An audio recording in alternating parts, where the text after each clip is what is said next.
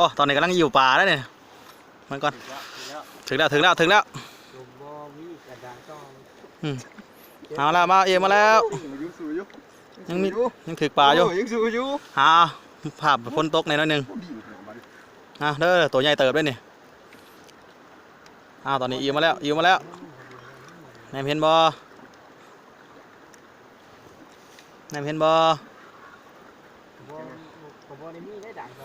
คอยดึงขึ้นขางรถอยู่มะ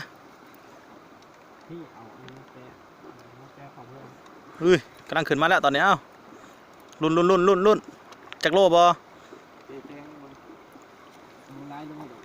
เจจะซอยกันเด้อเจเด้อซอยกันไว้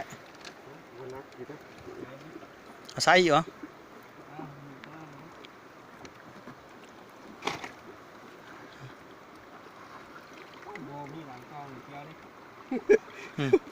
เบ็ดเกาะได้มันสูงเลย